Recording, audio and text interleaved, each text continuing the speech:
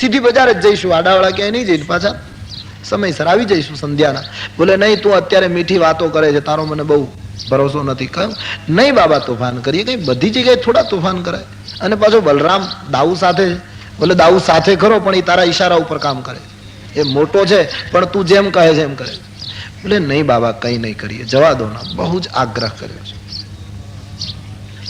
નંદજી ના પાડી શક્યા નહીં. કહે હું જવા દઉં પણ એક શરત, બંને ભાઈઓએ ગોપ બાળકોની સાથે મથુરાના માર્ગ ઉપર જવાનું, પણ કોઈની સામે જોવાનું નહીં, સીધે સીધા ચાલ્યા જવાનું.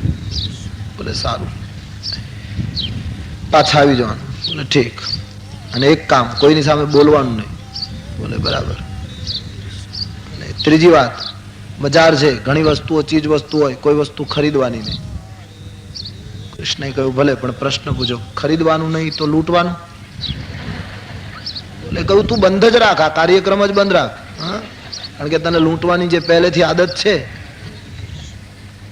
કહ્યું તમે ખરીદવાની ના પાડો છો તો કોઈ ચીજ ગમે તો પછી શું કરવું? ના પાડે છે નંદજી, કોઈની સાથે બોલવાનું નહીં, વાતચીત કરવાની નહીં, ઘણું કહ્યું. તકરાર બિલકુલ કરવાની. એક પ્રશ્ન પાછો પૂછ્યો, અમે તકરાર નહીં કરીએ પણ કોઈ સામેથી નિમંત્રણ આપે તો? નંદજીને પેલું થાય છે, પણ અતિ આગ્રહ કૃષ્ણનો ના ન પાડી શક્યા અને વિદાય આપી. પણ મનમાં મનમાં ભય છે, છોકરો કંઈક તોફાન કરશે. ગયા છે કૃષ્ણ બાળકોની સાથે. પછી તો મથુરાની બજારના ઘણા ઉલ્લેખો આપણે ત્યાં કૃષ્ણ ચરિત્રમાં આવ્યા છે. મથુરાના માણસો, કંસના માણસો બધા મળ્યા છે અને કૃષ્ણ એને કંઈ પ્રશ્ન પૂછે એટલે કંસના માણસો જરા અહંકારથી જવાબ આપે. કેમ કે મોટા માણસને નીચે કામ કરનારા એ લોકો જરા ઘમંડથી જવાબ આપતા હતા. અને એમાંય આપણે ત્યાં કથા છે ને કે એક માળી મળ્યો ને પછી એની પાસે કંઈ ફૂલ માંગ્યા. ઘણી રીતે કથા કહેવાય છે, ખાલી નિમિત્ત. અને એમાં પેલા એમ કહ્યું કે આ ફૂલ જોતા હોય તો રાજકુટુંબમાં જન્મ લેવા પડે. તમે તો ગોપ બાળકો ગોકુળથી આવ્યા છો ને. અને કૃષ્ણની ભ્રકુટી ફરી ગઈ. આટલું મોટું અપમાન. એમણે બલરામની સામું જોયું, બલરામ શરૂ. અને પછી જે શરૂઆત થઈ છે એનું કૃષ્ણ ચરિત્ર સાક્ષી છે. ધમાલ કરી નાખી. આપણા કથાકારો બહુ સરસ કથાઓ કહે, કૃષ્ણ કથા. એમાં એમ કહે છે ને કે એ બધું ધમાલ કરતા કરતા કૃષ્ણની ટુકડી મથુરાના માર્ગ ઉપર નીકળી ત્યારે વેપારીઓને ખ્યાલ આવી ગયો કે આ લોકો છે તોફાની છોકરાઓ, દૂધ દહીં ખૂબ ખાધું છે ને આ લોકોને કંઈ આમ પકડવા કઠિન છે. અને આપણી પેઢી લૂંટશે એટલે હોશિયાર વેપારીઓ, પેઢી ઉપર બેઠેલા વેપારીઓએ પાન બીડા તૈયાર કરી અને કૃષ્ણની સામે વિવેકથી બોલવા લાગ્યા. ઓહો, કેટલા વખતથી આંખ અધીરી હતી દર્શન કરવામાં. ક્યારે નંદ કિશોર પધારે, ક્યારે દર્શન કરીએ, અમે બીજું તો શું કરી શકીએ, પેઢી ઉપર પગલા કરો અને આ પાનબીડા સ્વીકારો. આમ કરીને કૃષ્ણને ખુશ કરી દીધા વેપારીઓએ. ભગવાનને એમ થયું કે લોકો સજ્જન છે. ભગવાન પેઢી ઉપર ગયા, પાનબીડામાં ભગવાનને ખુશ કરી દીધા. વેપારીઓ ત્યારથી હોશિયાર છે, એની હોશિયારી હજી ગઈ નથી. ભગવાને પગલા કર્યા પણ પ્રભુ રોકાયા નહીં, જતા રહ્યા. હોશિયારી હોય ને ત્યાં કદાચ ભગવાન આવે ખરો પણ ટકે નહીં, ફિર સે વો ચલા જાતા હૈ, કાયમ નહીં રહેતા વો હોશિયારી. એટલે ભગવાન પગલા કરીને પાનબીડા લઈને જતા રહ્યા છે, બાકી રોકાણા નથી. એટલે વેપારીઓમાં જે બુદ્ધિની પરંપરા ચાલી આવે છે ને એ હજી એમ નમ. હવે થોડીક બુદ્ધિ એવી વાપરો કે પ્રભુ કાયમ ટકે, ભાવ કાયમ ટકે, એકાગ્રતા કાયમ ટકે, એવું કંઈક કરો. બાકી તો અમને અનુભવ છે 9 દિવસ તો જમાવટ રહેશે. બાકી જોકે આમ હું નિરાશ પણ નથી, એનો અર્થ આમ કઈ નથી થતું એમ પણ નહીં, પણ પછી અખો કહે એનું કરવું કેમ, કે આ ત્રીજે વરહે પાછું એમનું એમ.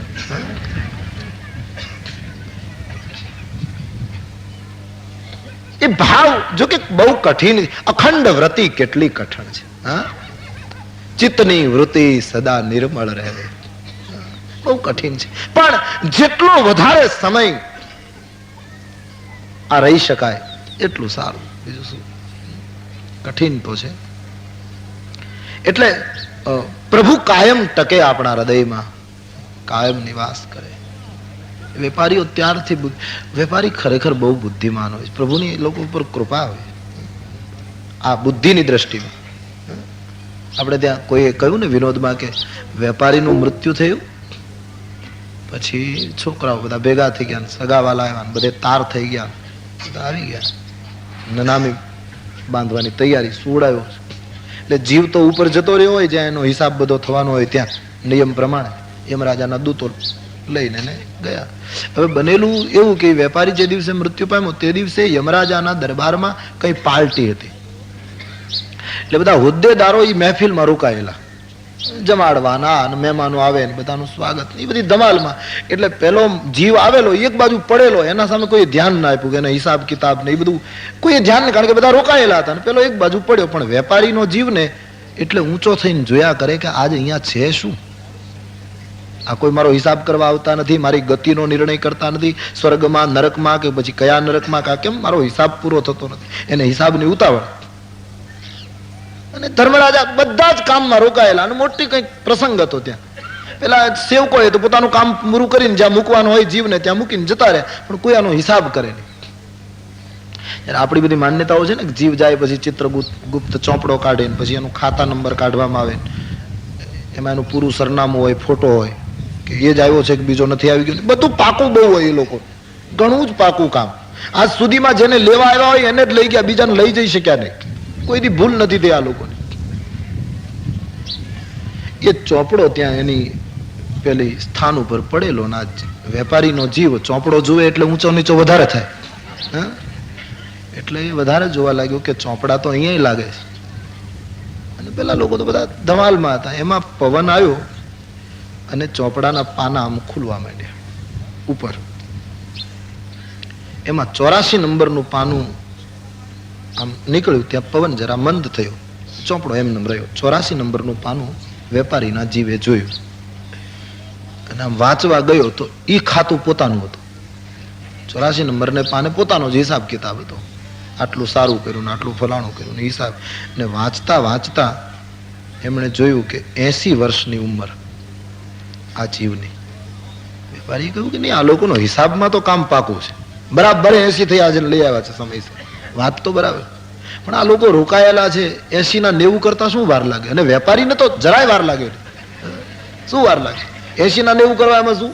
8 ની વચ્ચે એક ખાલી રેખા જ કરવાની, એક રેખા કરી નાખે એટલે 90. પેલા એમ થયું બધા રોકાયેલા છે, બાજુમાં પડેલી કલમ ઉપાડી અને 80 ને 8 ની વચ્ચે એક રેખા કરી 90 કરીને પાછું સુઈ ગયો. ચોપડા વળી પવન આવ્યો ને પાના ફરી ગયા ને વળી પાછું બધું સરખું થઈ ગયું. અહીંયા બધી બધું પ્રસંગ પૂરો થયો. એટલે એક જણાએ કીધું કે ભાઈ પેલો એક જીવ આવ્યો છે, હવે એનો હિસાબ કરો, બહુ મોડું થયું. એ તો યમરાજ ને એના દૂતો ને ચિત્રગુપ્ત ને બધા હોદ્દેદારો આવ્યા જે બધું એ કામ કરતા હશે. ચોપડો લીધો, 84 નંબરનું પાનું કાઢ્યું, જોયું. યમરાજ પૂછ્યું કે કેટલા વર્ષ? બરાબર છે ને બધું? બોલે આમાં 90 લખ્યા છે ને આને લાવ્યા છીએ આપણે 80. આ તો ગલત થઈ ગયું. અને આને 10 વર્ષ રાખવો ક્યાં? અહીં બીજી તો કોઈ વ્યવસ્થા છે નહીં કોઈ. અને આના 10 ક્યાં કાઢવા ક્યાં આના? અને મૃત્યુલોકના માણસનો ભરોસો શું? અહીંયા આને 10 વર્ષ રાખીએ તો આ કંઈક બીજું કરે. કરવું શું ને? આ તો બહુ સેવકોને બોલાવ્યા, તમે ભૂલ કરી છે ને સમય પહેલા કેમ લઈ આવ્યા ને આ તો કુદરતનો ક્રમ તૂટે છે ને. કેટલી સમસ્યા ઉભી થઈ ગઈ ને આ કલમમાં તો, કેટલોય આખી મુશ્કેલી, આખું તંત્રમાં એક સમસ્યા ઉભી થઈ. શું કરવું? ધર્મરાજે હુકમ કર્યો કે એક જ ઉપાય છે, જીવને પાછો મોકલો, 10 વર્ષ ભોગવી લેવા દો અને હવે સમયસર જજો. સેવકોને સૂચના આપી, એ જીવને પાછો મોકલ્યો. હવે અહીંયા નનામી બંધાવાની તૈયારી હતી, ત્યાં આવ્યો પાછો, ઉભો થયો. દોરડું તૈયાર કરતા હતા છોકરા, ત્યાં તો બાપો બેઠો થયો. અને છોકરાઓ કહે બાપા તમે? કે હા, છોડ નાખો બધું, મહેમાનોને ચા પાણી પાઈને જે ગાડી મળતી છૂટા કરો. પણ બાપા તમે કે હું જોઈને આવ્યો છું, પણ તમે મૃત્યુ પામેલા કે નહીં? ખોટું અહીંયા જ થાય એમ નહીં, ક્યાંય ચાલે, બધે કરી શકાય ખોટું. પણ બોલે કઈ રીતે? કે પાનું ફરેલું, 84 નંબરનું પવન આવતા પાનું નીકળેલું ને મારું ખાતું. એ લોકો બધા ત્યાં કામમાં રોકાયેલા હતા, મારી સામે કોઈ દ્રષ્ટિ કરી નહીં અને મારું ખાતું વાંચ્યું. એમાં 80 વર્ષ લખ્યા હતા. 80 ના 90 કરતા તો આપણને બેટા વાર લાગે જ નહીં.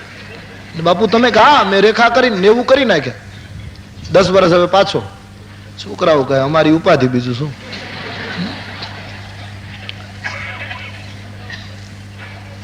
કથાકારો એમ કહે છે કે ત્યારથી કાયદો આવ્યો. આ કાયદો ઉપરથી આવેલો છે.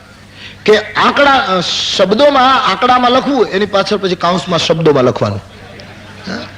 આ 80 ના 90 કરી ગયો પછી કાયદો થયો છે કે 80 કરવાનું હોય તો પછી શબ્દોમાં લખવાનું 80, જેથી કરીને કોઈ આવી રેખા કરી. કારણ કે આ વેપારી ત્યાં સુધારી આવેલું, ત્યારથી પછી આપણે ત્યાં નિયમ આવ્યો છે કે કોઈ પણ રકમની સામે શબ્દોમાં લખવું પડે, કે આટલા પૈસા આટલું લખવું પડે છે.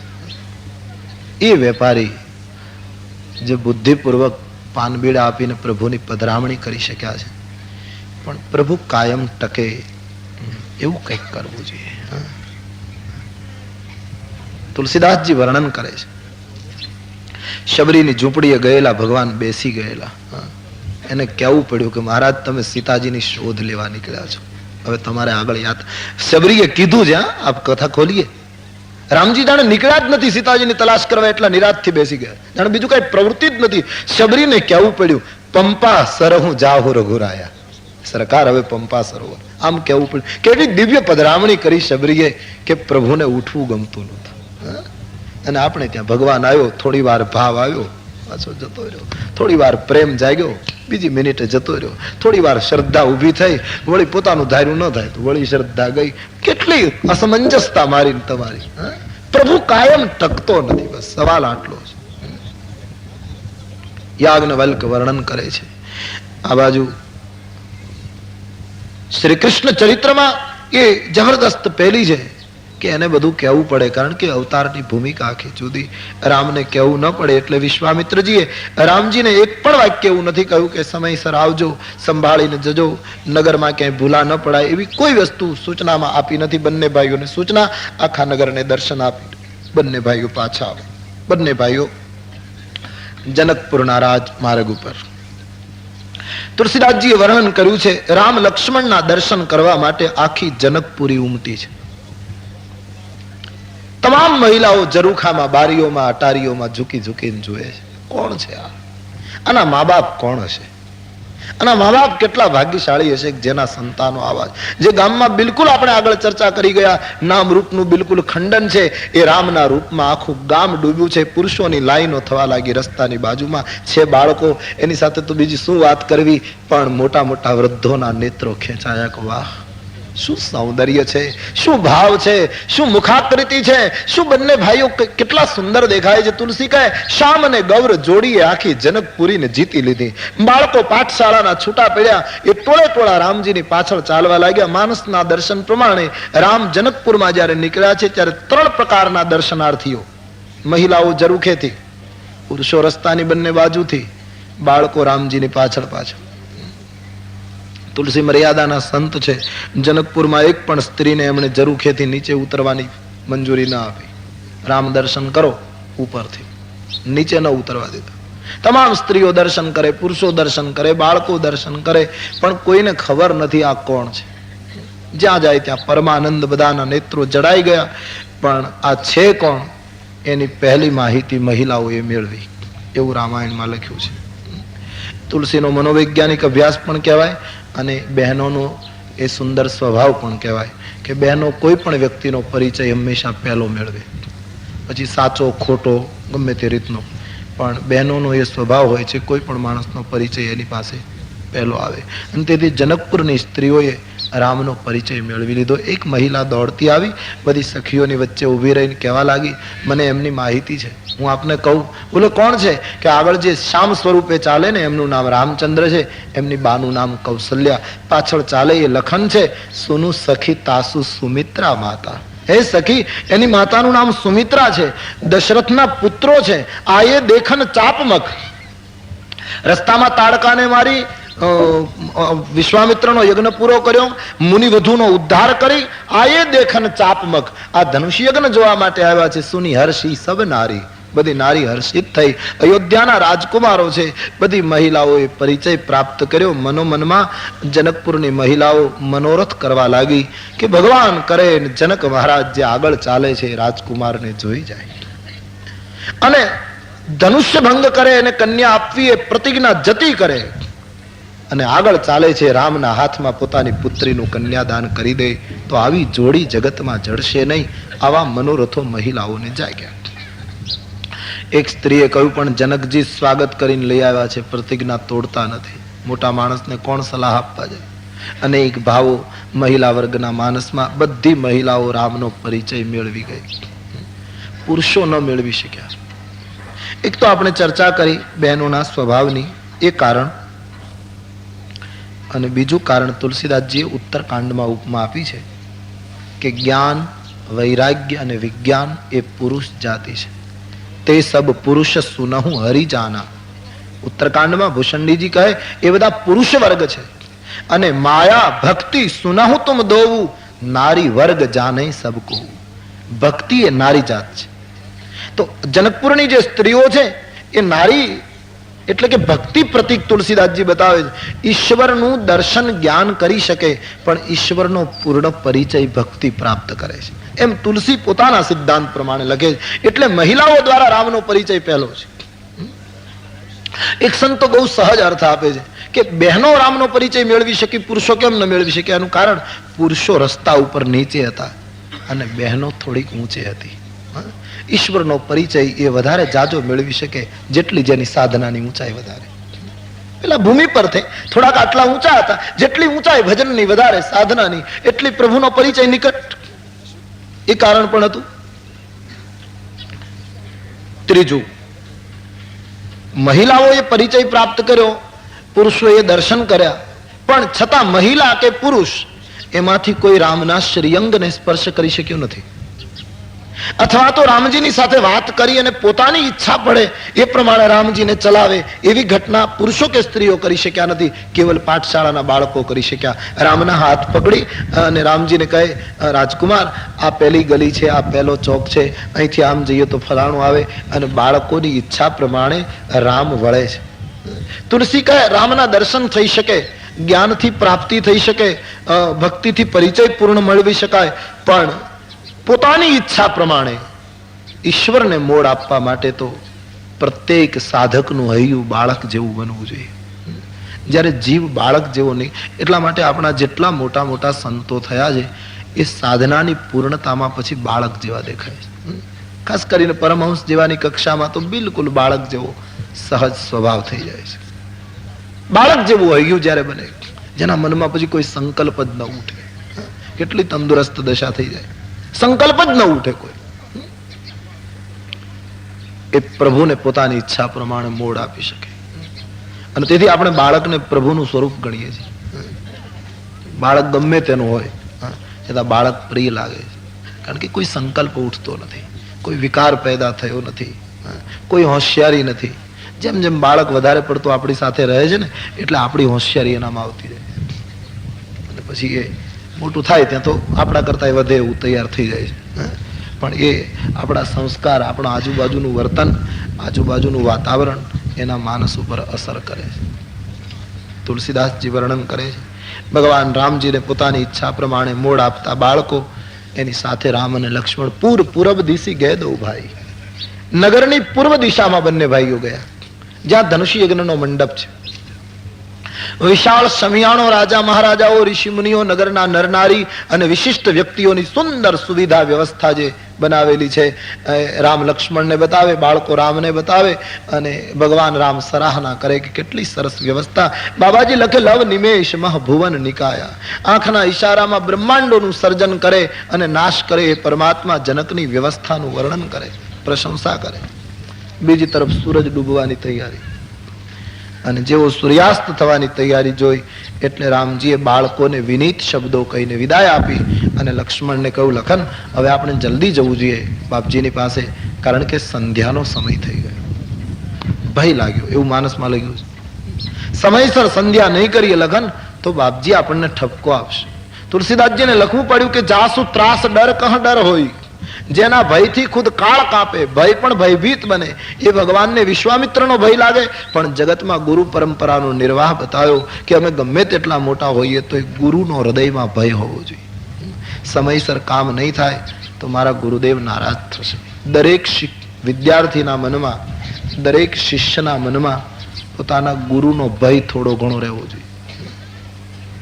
હું સમયસર સ્વાધ્યાય નહીં કરું, હું સમયસર મારું નિત્ય કાર્ય નહીં કરું, હું સમયસર મારું ઘરકામ નહીં કરું, હું સમયસર મારું જે મારી મર્યાદાઓ છે એને હું નહીં નિભાવું તો મારો ગુરુ નારાજ થશે.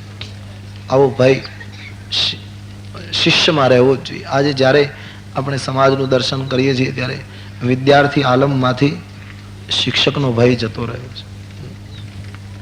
કોઈને ભય જ નથી. અને આ નિર્ભયતા કઈ વિકાસની નિર્ભયતા નથી. ગમે ત્યારે આવવું, શાળા કોલેજોની સ્થિતિ આપણે જોઈએ છીએ, ગમે ત્યારે આવવું, ગમે ત્યારે જવું, કોઈને બોલાવી શકાતા નથી.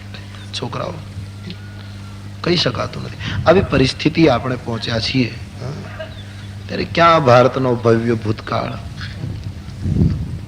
કેટલા મહાન પુરુષો એ પાઠશાળામાંથી નીકળ્યા, એ ઋષિ મુનિઓની ઝાડની નીચે ચાલતી હાલતી ચાલતી યુનિવર્સિટીઓમાંથી નીકળ્યા. પ્રહલાદ ચંડામર્કની પાસે અભ્યાસ કરતા હતા. પ્રહલાદ એક દિવસ હિરણ્યકશિપુને થયું કે છોકરો શું ભણ્યો જરા પૂછી દો. બાળક પ્રહલાદને બોલાવી હિરણ્યકશિપુ પૂછ્યું, બોલ તારા ગુરુએ તને શું શીખ્યું, કયો પાઠ ભણ્યો? બોલે બાપુજી જે ભણ્યો એ કહું. હા તો સુનીએ, હું આટલું ભણ્યો છું. શું? શ્રવણમ કીર્તનમ વિષ્ણુ સ્મરણમ પાદ સેવનમ અર્ચનમ વંદનમ દાસ્યમ સખ્યમ આત્મનિવેદનમ. મારા ગુરુ પાસેથી હું આટલું ભણ્યો છું. સારું શ્રવણ કરવું, પ્રભુનું કીર્તન કરવું, શ્રવણમ કીર્તનમ વિષ્ણુ અને સ્મરણમ પાદ સેવનમ, હરિનું ભીતર સ્મરણ કરવું, પ્રભુના ચરણની સેવા કરવી, અર્ચન કરવું, વંદન કરવું, દાસ્ય ભાવ રાખવો, સખ્યમ અને જીવન જેમ છે એમ રજૂ કરી દેવું, આત્મનિવેદનમ. આટલું હું ભણ્યો છે. પછી પ્રહલાદ ગુસ્સે થયો છે. પુરાણ હિરણ્યકશિપ ગુસ્સે થયો. કહેવાનો અર્થ બહુ મહાપુરુષો આપ્યા છે આપણા દેશે, આવા ગુરુઓની પાસે તૈયાર થયા. જ્યારે વિદ્યાર્થી આલમના મનમાંથી હું તો અપીલ કરું છું મારી કથા ઉપરથી કે સમાજ નિર્ણયો કરે કે ન કરે, સરકાર નિર્ણય કરે કે ન કરે, તમારી સોસાયટી કે સંસ્થાઓ નિર્ણય કરે કે ન કરે, દરેક વિદ્યાર્થી, દરેક યુવક યુવતી ભારતીય પરંપરાને લક્ષ્યમાં રાખીને પોતાના ગુરુઓ અને શિક્ષકોને આદર આપે. તમારે વિકાસ જોઈતો હોય તો તમે કથા સાંભળો છો તો અમે આટલી અપેક્ષા તો તમારી પાસે જરૂર રાખીએ, આટલું તો જરૂર માંગીએ. આટલો આદર પેદા, અને યુવાનમાં આદર પેદા થાય, વિવેક પેદા થાય તો એક ભારત વર્ષની કાયાકલ્પ થાય, કરવટ બદલે આ દેશ. આવું કંઈક થવું જોઈએ બસ. અને એ ધર્મ જ કરી શકશે, આવી કથાઓ કરી શકે મોટે ભાગે. તો એક નમ્ર સૂચન કરવાની ઈચ્છા થાય કે આવું કંઈક ભાવ પેદા થવો જોઈએ ગુરુ વર્ગ તરફ. આજે બિલકુલ પેલું થતું જાય છે. ખેર, રામજીને ભય લાગ્યો, સંધ્યા ચૂકીશ તો બાપજી નારાજ થશે. એક મોટું માર્ગદર્શન ભવિષ્યની પ્રજાને. રામ લક્ષ્મણ આખા નગર ઉપર પોતાના રૂપની મોહની ફેંકી સૌને એકદમ ડુબાડીને રૂપથી જનકપુર જેવી નગરીને પરાજિત કરીને ભગવાન રામ વિશ્વામિત્રજીના ચરણારવિંદમાં પ્રણામ કરે છે. બાપજીએ સંધ્યાની સૂચના આપી. નદીના તટ પર જઈ સ્નાન કરી બંને ભાઈઓએ સંધ્યા વંદન કર્યું. સંધ્યા વંદન કરી પાછા ફરે છે. રાત્રિના સમયે રોજના નિયમ પ્રમાણે જે ક્રમ હશે તે પ્રમાણે આગળનો કાર્યક્રમ ચાલ્યો છે. કંઈક બાપજીની સાથે ચર્ચા વેદાંતની યા તો કોઈ શાસ્ત્રની.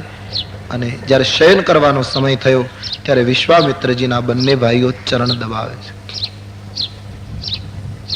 તુલસીજીને લખવું પડ્યું કે જેના ચરણની રજ મેળવવા માટે મોટા મોટા ઋષિ મુનિઓ વર્ષો સુધી યોગ અને જપની સાધના કરે, એ રામ અને લક્ષ્મણ વિશ્વામિત્રના પગ દબાવી ભારતીય પરંપરાને ચરિતાર્થ કરે. વિશ્વામિત્રજી ભાવમય સ્વરવે રાઘવને કહે, બસ રાઘવ અબ સો જાઓ બેટે. બાપજીના ચરણારવિંદમાં નમસ્કાર કરી રામજી શયન કરવા ગયા. અને તુલસીજી કહે, જેવા રામ શયન કરવા ગયા એટલે લખનજી ચરણ દબાવવા લાગ્યા. ભગવાનના ચરણારવિંદને લક્ષ્મણજીનો નિયમ હતો છાતી ઉપર લગાવે, આ એનો ક્રમ હતો, અને પછી પગ દબાવે. પણ વજન દઈને દબાવવું, ભગવાનને પીડા થાય તો ધીરેથી દબાવવું અને થાક ન ઉતરે તો એટલા ભાવથી ચરણની સેવા કરે છે લક્ષ્મણજી. ભગવાન રામજી બાર બાર આગ્રહ કરે, અબ લખન સો જાઓ. જ્યારે અતિ આગ્રહ કરે ત્યારે પ્રભુના ચરણ કમલનું ધ્યાન કરતા હૃદયમાં પ્રભુના સ્વરૂપને ધારણ કરી લક્ષ્મણજી પોતાના શયન ખંડમાં ઓમ શ્રી રામ જય રામ જય જય રામ, ઓમ શ્રી રામ જય રામ જય જય રામ, ઓમ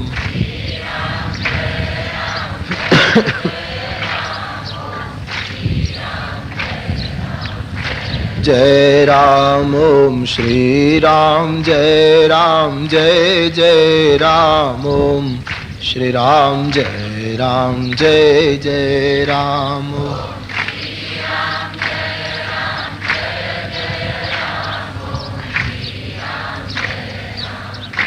જય રામ મંગલ મૂર્તિ રૂપ રામ લખન સીતા સહિત હૃદય બસહુ સુરભૂપ સિયાવર રામચંદ્ર કી જય, રઘુવીર રામચંદ્ર કી, પવન સુત હનુમાન કી જય, उमापति महादेव की जय, बोलो भाई सब संतन की. લખનજી સો ગયે. રાત્રિ પૂરી થાય છે. આખો ક્રમ બતાવ્યો ગોસ્વામીજીએ. પહેલા ગુરુદેવ સૂતા, પછી મોટા ભાઈ સૂતા, પછી લક્ષ્મણજી. અને જ્યારે જાગે છે ત્યારે ગુરુ તે પહેલે જગતપતિ જાગેવું રામ સુજાન. પહેલા લક્ષ્મણજી જાગ્યા, પછી રામજી, અને પછી ગુરુદેવ વિશ્વામિત્રજી જાગ્યા. માનસકાર કહે સવારમાં સ્નાન સંધ્યા પોતાનું નિત્ય કાર્ય પૂરું કર્યું. વિશ્વામિત્ર બાપજી પોતાની પૂજામાં બેસે છે ત્યારે પૂજા માટે પુષ્પોની જરૂર, અને તે પુષ્પ લેવા માટે તુલસીદાસજી રામાયણમાં મોટા ભાગના પાત્રોને સગુણ ઉપાસક બતાવે છે. મોટે ભાગે સગુણ ઉપાસના, અથવા તો કોઈ નિર્ગુણને માનનારને સગુણની દીક્ષા અપાવી દીધી છે. મહારાજ જનકજી નિર્ગુણ ઉપાસક હતા, પણ એમને છેલ્લે એમણે સગુણ ઉપાસના તરફ દોરી લીધા. રામજી જયારે પરણી જતા હતા ત્યારે જે જનકજીના શબ્દો છે એમાં નરી સગુણતા દેખાય છે. રામ કરો કેહી ભાંતિ પ્રશંસા, મુનિ મહેશ મન માન સંસા. વિશ્વામિત્ર મહારાજ નિરાકારને માનનારા, પણ આજ પૂજા કરે છે અને પૂજામાં પુષ્પની જરૂર પડે છે. એવું જો આવ્યું હોય તો સગુણ ઉપાસના જ આવી, નહીતર એમાં પૂજા પુષ્પોને કઈ આવતું જ નથી નિર્ગુણની ઉપાસનામાં. એટલે માણસના લંકાની રાવણ પણ ઉપાસના કરતો શિવજીની, તો તેમાં પણ સગુણ ઉપાસના લાગે છે. મહારાજ દશરથજી શિવજીના ઉપાસક હતા. આશુતોષ તુમ અવઢરદાની, શંકરજીની સાધના કરે છે, શંકરજીની પૂજા કરે છે. વિભીષણજી પણ સગુણ ઉપાસક. હરિમંદિર ત્યાં ભિન્ન બનાવા, હરિમંદિર છે ત્યાં આગળ મોટા ભાગના. કૌશલ્યાજી શ્રીરંગજીની પૂજા કરે છે. એક રવાર જનની અનવાઈ, કરી શ્રૃંગાર પલના પૌઢાઈ, નિજ કુલ ઈષ્ટદેવ ભગવાના. પોતાના ઈષ્ટદેવની પૂજા કરવા માટે નૈવેદ્ય ધર્યું છે. કહેવાનો અર્થ તુલસીના મોટા ભાગના પાત્રો સગુણ ઉપાસના તરફ વળ્યા છે. તો કહેવાનો અર્થ વિશ્વામિત્રજીને પૂજા કરવાની છે. બંને ભાઈઓએ બાપજીને પ્રાર્થના કરી, મંજૂરી મળી. પૂજા માટે પુષ્પ લેવા નીકળ્યા છે. જનકના બાગમાં, સુંદર બાગ જનકજીનો, દરેક જાતના ફૂલ છોડ, આંબાવાડી, સુંદર બગીચો છે. બગીચાના મધ્ય ભાગમાં એક સરોવર છે. સંતના હૃદય જેવું વિશુદ્ધ જળ ભર્યું છે. મણીઓના પગથિયા હોય એવા સુંદર પગથિયા છે. અને તુલસીજી લખે સર સમીપ ગિરિજા ગૃહ સોહા. તળાવની બાજુમાં માં ભવાનીનું સુંદર મંદિર છે. કાયમ વસંત ઋતુ રહેતી હોય એવું સુંદર વાતાવરણ બગીચાનું. જનકનો બાગ. રામકથામાં બે બગીચાનું વર્ણન, ખાસ કરીને જનકની પુષ્પ વાટિકા અને રાવણની અશોક વાટિકા. સંતો બહુ સરસ ચોખવટ કરે છે કે જનકનો બાગ એક યોગીનો બાગ છે અને રાવણનો બાગ એક ભોગીનો બાગ છે. અથવા તો બીજા અર્થમાં જોઈએ તો જનકનો બાગ એ વિદેહ નગરનો બાગ છે અને રાવણનો બાગ એ દેહનગરનો બાગ છે. આટલો ફરક છે. અને તેથી એને ઉજાડી નાખ્યો હનુમાનજીએ. ત્યારે જનકનો બાગ એમનેમ સુરક્ષિત, એમાં કશો ફેરફાર થયો નથી. તો આજ એ બગીચામાં રામ લક્ષ્મણ પધારે છે. જહ તહ પૂછી દેખ માલીગન. બગીચાના દ્વાર પાસે રામજી પહોંચી ગયા. લક્ષ્મણજીએ થોડી ઉતાવળ કરેલી અંદર પ્રવેશવાની, પણ માનસના મહાત્માઓ કહે, રામજી હાથ પકડીને લખનને અટકાવી દીધા. કહ્યું, લખન, માલીઓની મંજૂરી વગર આપણે અંદર ન જવાય, મર્યાદાનું ઉલ્લંઘન છે. નાનામાં નાની મર્યાદાનું જતન રામ દ્વારા. બોલે, લખન, બીજાની માલિકીના પ્રદેશમાં પગ મૂકવો હોય તો એના માણસોને પૂછવું જોઈએ, આપણે અવિવેક ન કરાય. લક્ષ્મણજીને અટકાવે. લક્ષ્મણજી કદાચ દલીલ કરવા જતા હતા કે મહારાજ, આપણે રાજકુટુંબના મહેમાન છીએ, આપણા માટે કોઈ અટકાવવાનો પ્રશ્ન ન હોઈ શકે. બોલે, નહીં લખન, એ બધું બરાબર, પણ છતાં આપણે દુરુપયોગ ન કરવો જોઈએ, આપણે વિવેક સાચવવો જોઈએ. રામજી અટકાવ્યો, કારણ કે આખું જીવન જ મર્યાદાથી. કૃષ્ણ નહીં કરે ત્યાં, એ ક્યારના અંદર જે ફૂલ લઈને નીકળી ગયા હોય, માળીઓ હજી બોલતા રહે ત્યાં તો કામ પૂરું થયું હોય. આખી ભૂમિકા જ જુદી રહી. ત્યારે રામજી સતત મર્યાદાથી ચાલે છે. માળીઓને બોલાવ્યા, માળીઓ નાચવા લાગ્યા. કહો, હા તો એ રાજકુમારો જણે ગઈકાલે આખા ગામને દર્શન આપીને ધન્ય બનાવેલા, આપણે બગીચામાં હતા, દર્શનથી રહિત રહી ગયેલા. આપણા સદભાગ્ય કે ગઈકાલે કદાચ હોત તો ગિરદીમાં બરાબર દર્શન થાત નહીં, આજ એકાંતમાં શાંતિથી દર્શન થશે. સ્વાગત કર્યું, અંદર પધારીએ, અમે પુષ્પો ચૂંટી આપીએ. રામજીએ કહ્યું, ધન્યવાદ, અમને અંદર પ્રવેશ આપો, પૂજાના પુષ્પો અમે જાતે ચૂંટીશું, અમને પ્રવેશ આપો. માલીઓ રામ લક્ષ્મણનું સ્વાગત કરે છે. સવારનો સમય છે, સૂર્યની કિરણ બગીચા ઉપર પડી ચૂકી છે. અમુક ફૂલ ખીલા છે, અમુક કળીઓ ખીલવાની બાકી હતી. મહાત્માઓ કહે છે અમુક પુષ્પો ખીલી ગયેલા અને અમુક કળીઓ જે ખીલવાની બાકી હતી એ રામને જોઈને ખીલવા માંડી. અમુક ફૂલ સૂર્યને જોઈને ખીલ્યા અને અમુક કળીઓ સૂર્યવંશીને જોઈને ખીલી. બંને ભાઈઓને જોતા ફૂલો મુસ્કુરાવા લાગ્યા. આખું વાતાવરણ ભરાઈ ગયું રામને લીધે. કુંજ ગલીઓમાં રામજી ફરે છે, પુષ્પ ચૂંટે છે. પણ ઘટના તુલસીદાસજીએ લખી, તેહી અવસર સીતા તહ આઈ, ગિરિજા પૂજન જનની પઠાઈ. એ જ વખતે ભગવતી સીતાજી ભવાનીની પૂજા કરવા માટે સુનૈનાજીએ મોકલેલા. બંને બગીચામાં મુલાકાત બંનેની થવાની છે, પણ એની પાછળનો હેતુ કેટલો સરસ.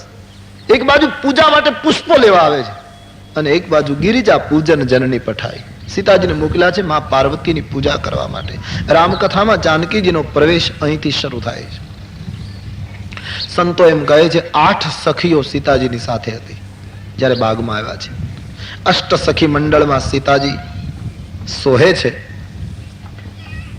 અને સુંદર અવસ્થા, સુંદર સાત્વિક સૌંદર્ય, જનકની પુત્રી सीता नो प्रवेश अहीं थी थई रह्यो छे.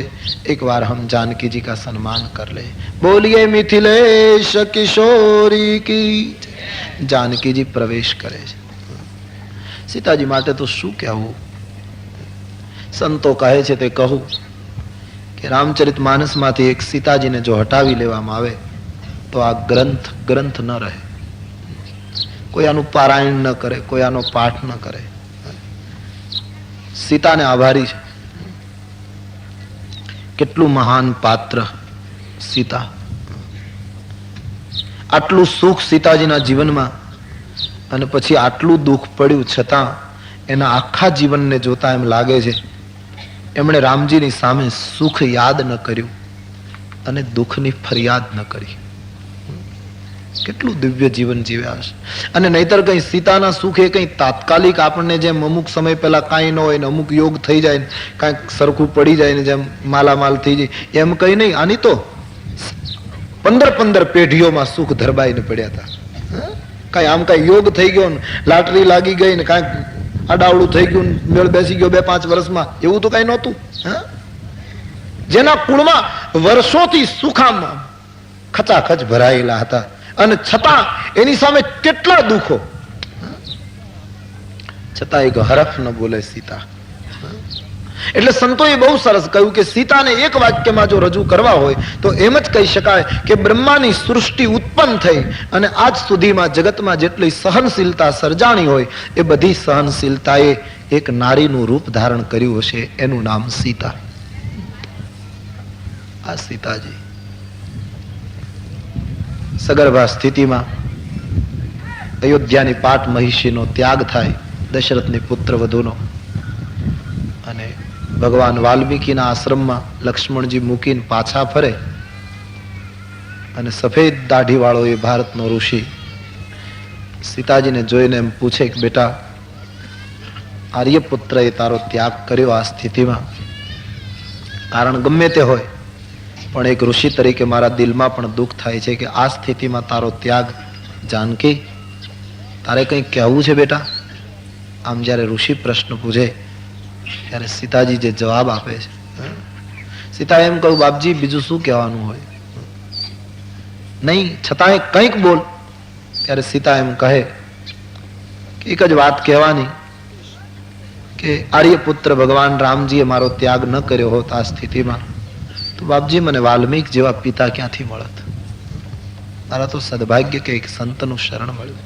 અને બાપજી મારા મનમાં એમ થયા કરતું હતું કે રાજકુટુંબમાં બાળકનો જન્મ થાય અને ઘણા સંસ્કારની, અમારા કુટુંબમાં તો સંસ્કારનો કોઈ સવાલ નથી, છતાંય ગમે તેમ તો એ રાજનીતિ, રાજકુટુંબ અને એમાં જન્મેલા બાળકમાં કદાચ ક્યાંક રાજનીતિનો સ્પર્શ થઈ જાય, એના કરતાં એક ત્યાગી સંતના આશ્રમમાં બાળક જન્મે તો મારા બાળકો કેટલા મહાન થશે. અને બાપજી સારું લગાડવા નથી કહેતી, પણ 14 વર્ષ આર્યપુત્રની સાથે વનમાં રહી અને વનથી એટલી ટેવાઈ ગઈ ને કે રાજભવનમાં મને ગમતું નહોતું. પ્રભુ તો મારી ઈચ્છા પૂરી કરે છે. અને મહારાજ ફરિયાદ તો શું, હું તો તમારા ચરણમાં માંગણી કરું કે જન્મ નહીં, જન્મ જન્માંતર સુધી મને રાઘવ મળે. અન્યાય થયો હોય આવું બોલે? રામે મારો ત્યાગ કર્યો એનાથી જો સીતાને અન્યાય થયો હોય તો આવું ન બોલે.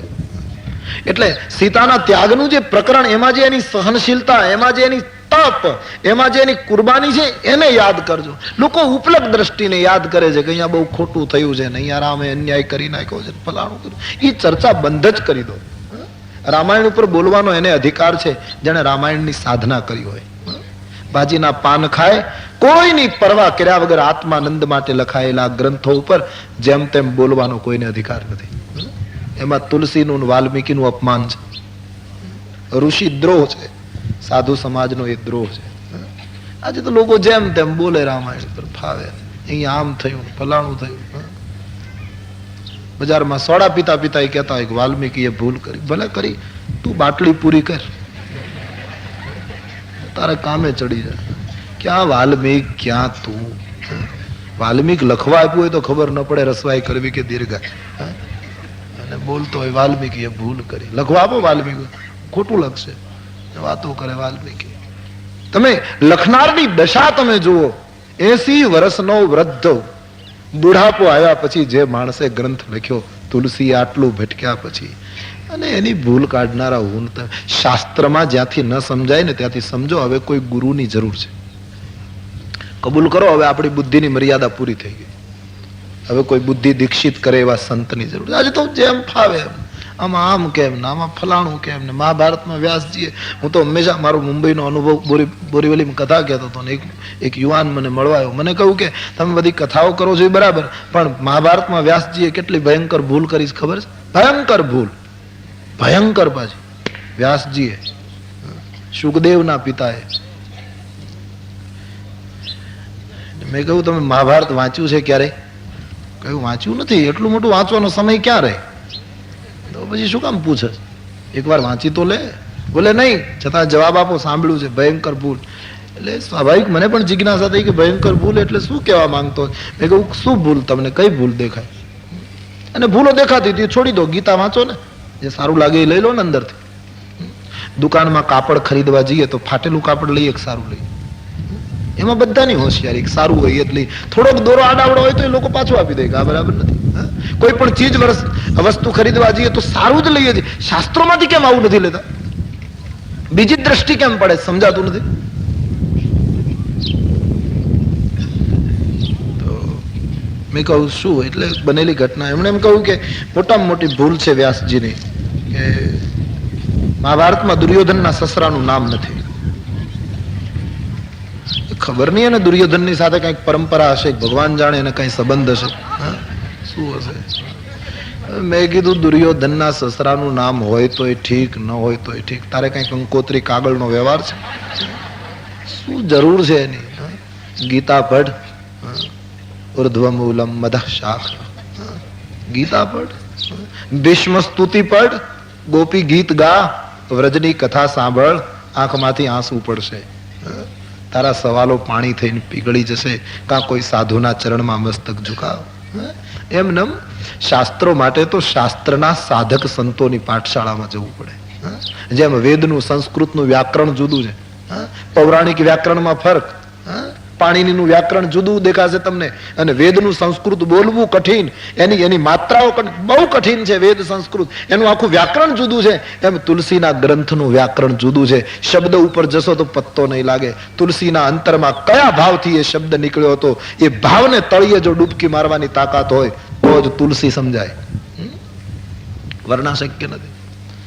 અને આજે તો સદગ્રંથો પર બસ ગમે તે, અને એમાંય સીતા જેવી મહાન પવિત્રતા એની સામે નથી જોઈ શકાતું. અને એ રામ, અને એ ગ્રંથ ઉપર જેમ તેમ કહેવું બોલવું તે ભારતીયો માટે બરાબર નહીં, એ તો પાપ છે. સજ્જન માણસોને શરમ આવે તેવું વર્તન છે. સીતાજી એમ કહે, જન્મ જન્મ મને રામ મળે. એક ફરિયાદ, નહીતર સીતા એક માં હતી. તમે કથા સાંભળી હશે, જ્યારે લવકુશનો જન્મ થાય, એની પાછળ ઘણી જુદી જુદી કથાઓ મળે છે. આવી રીતે જન્મ થયો. આપણે તો મૂળ મુદ્દો તમે લો તો એ છેલ્લા પ્રકરણો સીતાના જીવનના ઉપાડો. લવકુશને જ્યારે જન્મ આપે ત્યારે પ્રસવ, મહાત્માઓ એમ કહે કે સીતાને મદદ કરનાર કોઈ મહિલા નથી. દશરથની પુત્ર વધુ, જનક જેવા બાપની દીકરી એક કુટિયામાં બાળકોને જન્મ આપે. ત્યારે કથા છે, વાલ્મીકીજી ઝૂંપડીની બહાર ઉભા ઉભા આંસુડા પાડે છે સીતાજીનો પુકાર સાંભળીને. વાલ્મીકી બહારથી કેવલ એટલું જ કહી શકે કે બેટા હું પુરુષ છું, હું તને કેમ મદદ કરું. એક મહિલા એની સેવામાં હાજર નહોતી. જે મહિલાના સુખોનું વર્ણન માનસમાં, પલંગ પીઠ તજી ગૌદ હિંડોરા, અમારી સિયન દિન પગ અવની કઠોરા. ધરતી ઉપર પગ નહોતો મૂક્યો જે મહિલાએ, યા તો આંગળી ઉપર ગણી શકાય કે કેટલી વાર ધરતી ઉપર પગ મૂક્યો હતો. એ સીતાના બાળકો જ્યારે જન્મ લે ત્યારે કોઈ એની સેવામાં હાજર નથી. એટલું તો નહીં, કરુણા તો ત્યારે હતી, બાળકોને સુવડાવવા માટે પારણું નથી. નહીતર ગમે તેવું ગરીબ કુટુંબ હશે, કંગાળમાં કંગાળ હશે, તો એ લાકડાની સાથે ચૂંદડી બાંધીને પારણું બનાવશે. વૃક્ષની નીચે કર. સીતાને બાળકોને સુવડાવવા માટે પારણું નથી.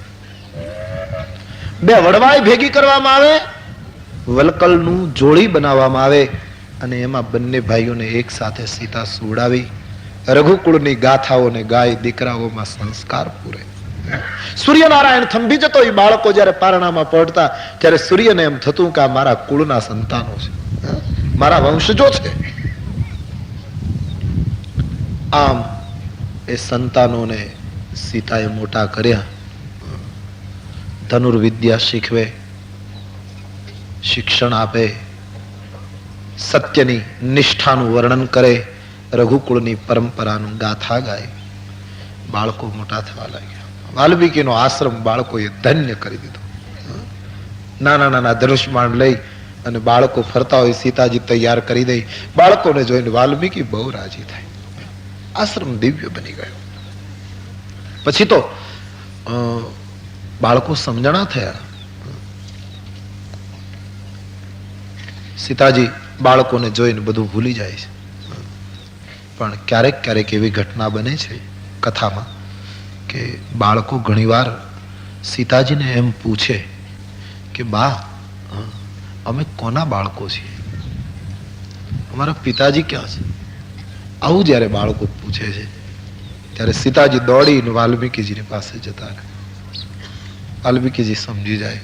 જાનકી રડી પડે, બાબા એક પ્રશ્નનો ઉત્તર હું બાળકોને નથી આપી શકતી, કારણ મને ભય છે. શું? કે બાપજી, હું જો કહું ને કે તમે અવધેશ રાઘવેન્દ્રના સંતાનો, તો આ બાળકો અયોધ્યાની સામે યુદ્ધે ચડશે કે અમારી માનો કયો અપરાધ છે.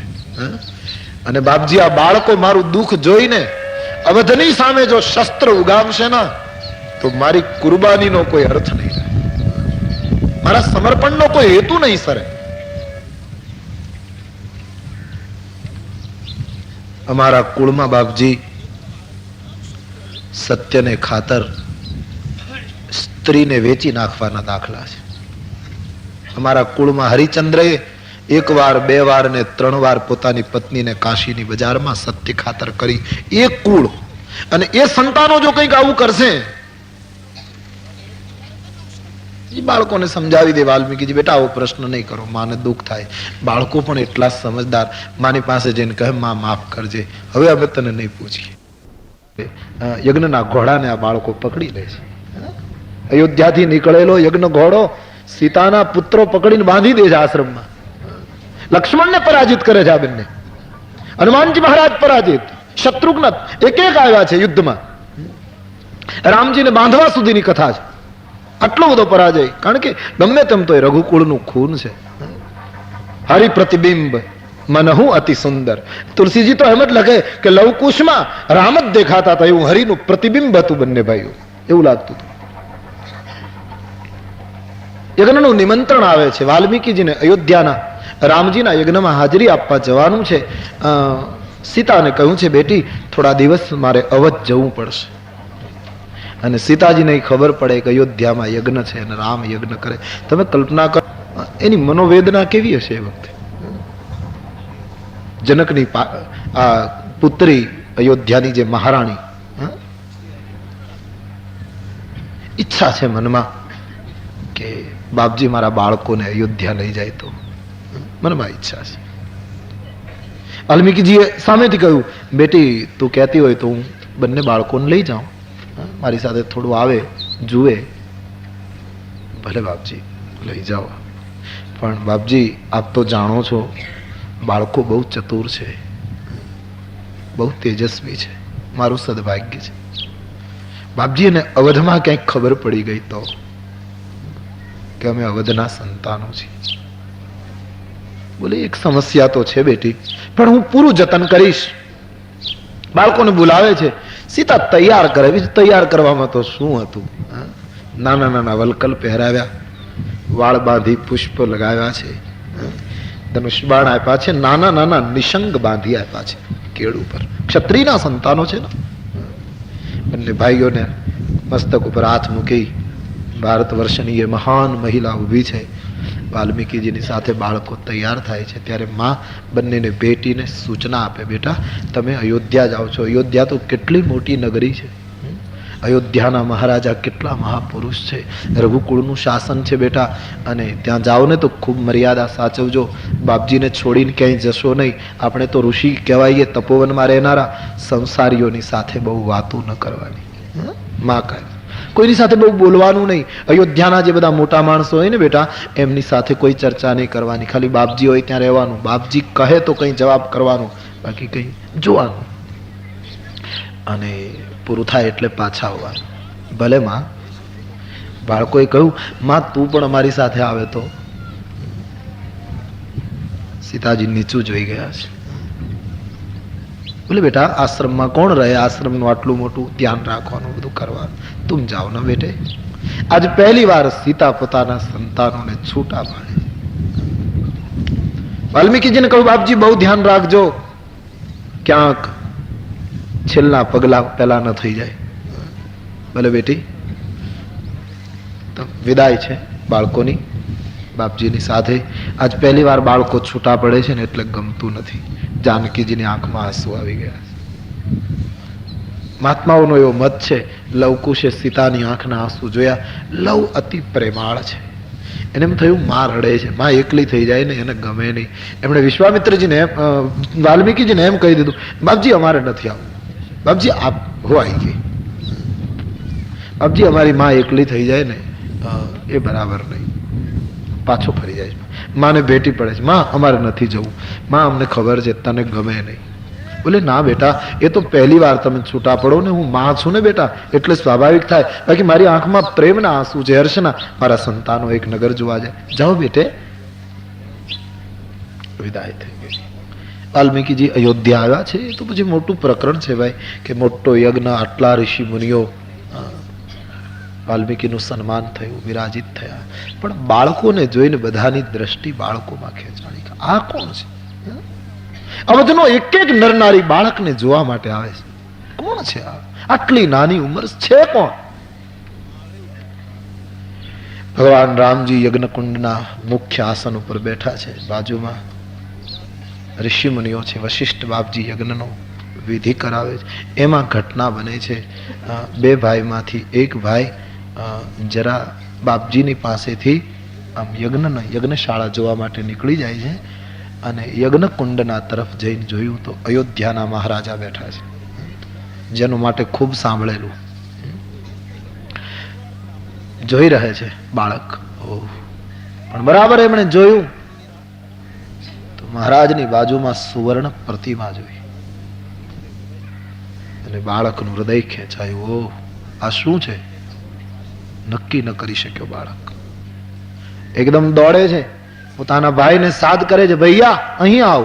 બોલે શું છે? વાલ્મીકીજી હજી પૂછે એના પહેલા તો બીજો ભાઈ દોડ્યો. બોલે શું છે? તું આવ જલ્દી. બંને ભાઈઓ ગયા.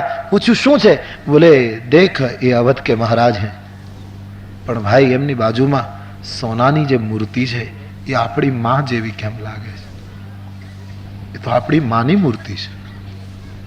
બાળ હૃદયે બળવો કર્યો. અહીં આપણી માની મૂર્તિ કેમ? આપણે તો તપસ્વી છીએ, તપોવનમાં રહેનારા છીએ. અહીં સોનાની મૂર્તિ કેમ? એક બાળ માનસમાં બળવો પુકારો. વાલ્મીકી સમજી ગયા, દોડ્યા છે વાલ્મીકી, બાળકોના હાથ પકડી લે. બેટે ચલીએ, યજ્ઞમાં અવરોધ થશે. બોલે પણ બાબા આપ તો સમજાइए. બોલે બેટા હમ શકલ કઈ લોગ હોતે हैं.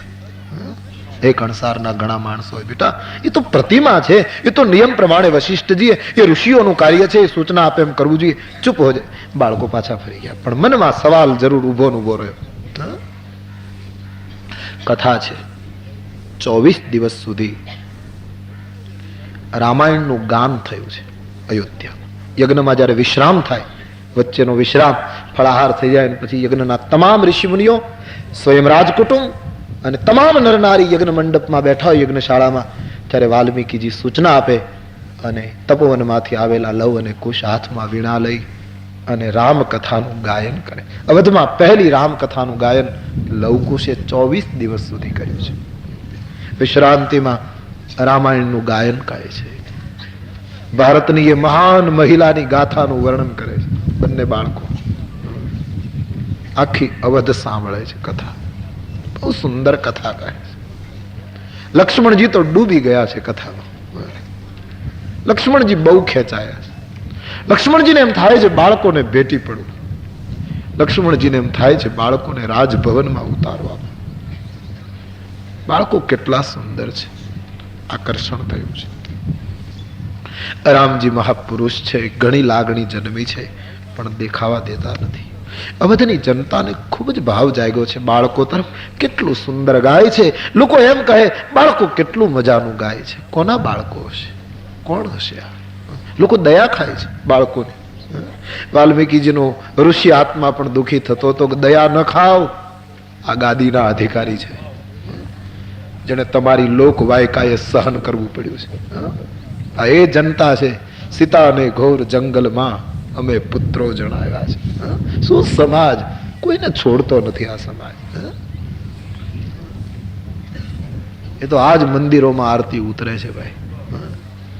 બાકી તે દિવસે કોઈ બોલ્યું નહીં કે આ ખોટું થાય છે. અને ધન્ય છે રાજ્ય સત્તાને, ધન્ય છે રઘુકુળના ભગવાન રામની રીતને કે અયોધ્યાનો કોઈ એક માણસ જરા કાડું બોલ્યો અને અવધની મહારાણીનો ત્યાગ કર્યો. એ સત્તા અને એ સત્તાની વ્યવસ્થાને લાખો લાખો નમસ્કાર છે. જ્યાં એક વ્યક્તિનો અવાજ સ્વીકારવામાં આવતો હતો, આજ કયા માણસો સ્વીકારે છે? રામરાજ્ય કેમ થાય? કહેવાનો અર્થ, કથા રોજ ચાલે વિશ્રાંતિમાં. લવકુશે અવધને જીતી લીધી. 24મા દિવસની કથાનું ગાન ચાલતું હતું. પછી રહેવાયું નહીં રામજીથી. આજ સભામાં રામજી રડે છે.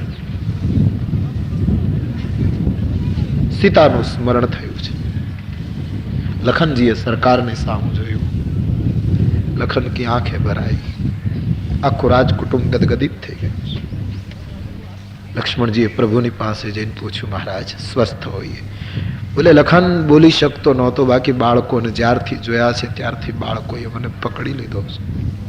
લખન હવે એક કામ કર, જરા રામાયણનું ગાન બંધ કરાવી બાળકોને પૂછ તમે કોણ છો. લખનને આટલું બધું આકર્ષણ કેમ થાય છે?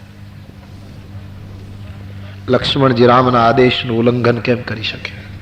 ઈચ્છા તો એના મનમાં હતી કે પૂછું, આજ ભગવાનનો આદેશ મળ્યો.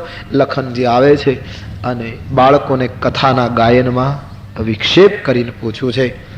અવધના ચક્રવર્તી પૂછાવે છે, બાળકો તમે કોણ છો? વાલ્મીકીજીને દુઃખ થયું છે કે ખોટું થાય છે. વાલ્મીકીજી મુશ્કેલીમાં એકદમ સાવધાન થઈ ગયા છે. ઋષિ બાળકોને પૂછ્યું છે કે રામ પૂછાવે છે તમે કોણ છો? શબ્દ સાંભળતા જ એ સિંહના સંતાનોની ભ્રકુટી ફરી ગઈ. વીણાના તાર તોડી અવધના દરબારમાં 24મા દિવસે વીણા ફેંકી છે અને પોતાના શસ્ત્રોને જાણે સરખા કરતા હોય એમ બંને બાળકો આ ચારે બાજુ જોવા લાગ્યા. નેત્રો લાલ બની ગયા. બંને ભાઈઓ દોડીને વાલ્મીકીજીની પાસે જઈને આમ કાંપવા માંડ્યા છે. વાલ્મીકીજીએ કહ્યું, બેટે હા બાપજી, હવે અમે રામાયણનું ગાન નહીં કરીએ. કેમ? બાપજી મર્યાદાનો ભંગ થઈ ગયો. કેમ? બાપજી ગમે તેનો દરબાર હોય, ગમે તેટલો મોટો માણસ હોય, પણ બાપજી સનાતન ધર્મમાં નિયમ છે કે તપોવનમાં રહેનાર બાળકોને એમ પૂછાય નહીં તમે કોણ છો. એના કુળની યાદ સનાતન ધર્મમાં અપાતી નથી. નિયમ છે. જાતિને પૂછો સાધુ કી, तुम पूछी लीजियो ज्ञान, मौल करो तलवार का पड़ा रहे न दो म्यान. રહીમ સાધુને પૂછાય નહીં તમે કોણ જાત. મહારાજ બધા એમ કહે છે અયોધ્યાના રાજવી તો મર્યાદા પુરુષોત્તમ છે અને સનાતન ધર્મનું બિલકુલ જ્ઞાન નથી. અને જે દરબારમાં સનાતન ધર્મની મર્યાદા ન સચવાય ત્યાં અમે રામાયણની કથા નહીં કહીએ. શું મર્યાદા સાચવી છે આ બે ભાઈઓએ કથાની? આપજી અમને અહીંથી પાછા લઈ જાઓ અમારી માતા પાસે. વાલ્મીકીજી સમજી ગયા કે જે થયું તે હવે બાળકોને અહીં રાખવા યોગ્ય નથી. રામજીને પસ્તાવો થયો છે કે થોડી ભૂલ થઈ છે. લક્ષ્મણજી પાછા ફરી ગયા અને બાળકોએ વાલ્મીકીની સાથે વિદાય લઈ લીધી. પછી કથા નથી ગાય, મર્યાદા ભંગ થઈ ગયો. પાછા આવે છે. આટલા દિવસથી માએ બાળકોને જોયા નથી. મારા બાળકો આજે આવે છે. વાલ્મીકીજીને જોયા, બાળકોને જોયા. જાનકીજી દોડ્યા છે, બાપજીના પગમાં પ્રણામ કર્યા. ધન્ય બેટી, બાપજી કોઈ તકલીફ તો નથી થઈ? ના બેટા. નિરાતે બધી વાત કરીશ એમ માનેલું. જાનકી દોડી, બાળકો દોડ્યા અને માં જ્યારે બાળકોને ભેટે છે. વાલ્મીકીજી જોઈ રહ્યા છે દ્રશ્યને. તુલસીજી મહાત્માઓ વર્ણન કરે છે.